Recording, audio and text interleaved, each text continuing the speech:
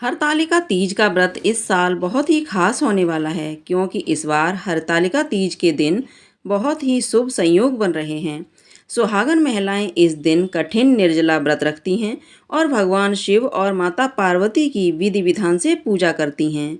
मान्यता है कि ऐसा करने से अखंड सौभाग्य की प्राप्ति होती है और हरतालिका तीज का व्रत हर साल भाद्रपद मास के शुक्ल पक्ष की तृतीया तिथि को रखा जाता है। इस व्रत में महिलाएं भगवान शिव और माता पार्वती की रेत और बालू से अस्थायी मूर्तियां बनाकर उनकी पूजा करती हैं। हरतालिका तीज की उत्पत्ति और उसके नाम का महत्व एक पौराणिक कथा में मिलता है। हरतालिका दो शब्दों से मिलकर बना है, हरत और आलिका। हरत का अर्थ होता है अपहरण और आलिका का मतलब होता है सखी।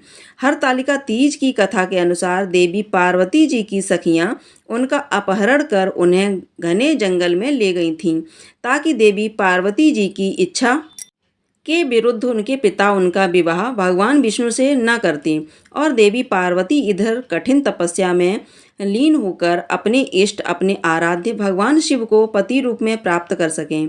हरतालिका तीज को हमारे देश के कर्नाटक, आंध्र प्रदेश और तमिलनाडु में गौरी हब्बा के नाम से जाना जाता है और गौरी हब्बा के दिन देवी गौरा की पूजा की जाती है। माता गौरा देवी पार्वती के अत्यंत सुंदर गौर रंग का अवतार है और इस दिन महिलाएं स्वर्ण गौरी व्रत का पालन करती हैं। मान्यता है इस दिन देवी गौरी इस तरह घर में आती हैं जैसे कोई अन्य साधारण विवाहित स्त्री अपने माता पिता के घर आती है।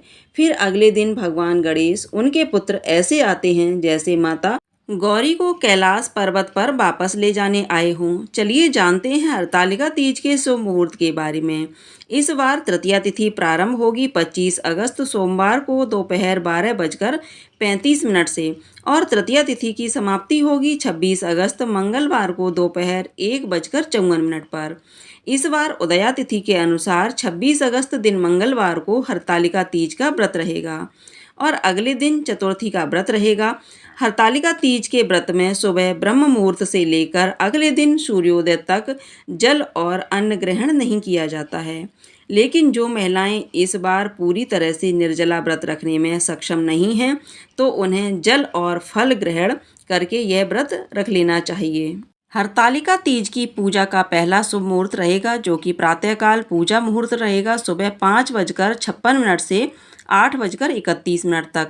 इसके अलावा शाम को प्रदोष काल के समय में भी पूजा की जाती है और प्रदोष काल शाम 6:01 से लेकर 7:31 तक रहेगा।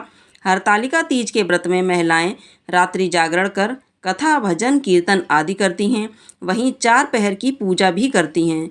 तो प्रथम पहर पूजा का मुहूर्त रहेगा शाम 6 बजे से लेकर 9 बजे तक, दूसरा पहर रात 9 बजे से मध्यरात्रि 12 बजे तक, तीसरा पहर रात 12 बजे से अगले दिन 3 बजे तक, चौथा पहर बुधवार को सुबह 3 बजे से लेकर 6 बजे तक रहेगा।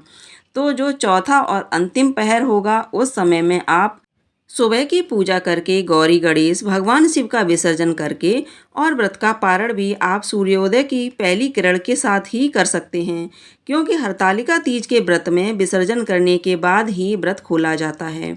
और 27 अगस्त दिन बुधवार को आप सुबह 5:40 से लेकर 7:05 के बीच में अपना उपवास खोल सकती हैं। यह थी आज की वीडियो। इस बारे में विस्तार पूर्वक जानने के लिए कृपया हमारे चैनल पर हरतालिका तीज के नियम और पूजा विधि की वीडियो भी जरूर देखिएगा। जानकारी अच्छी लगी हो तो वीडियो को एक लाइक करके कमेंट बॉक्स में जय मां पार्वती लिखना मत भूलिएगा।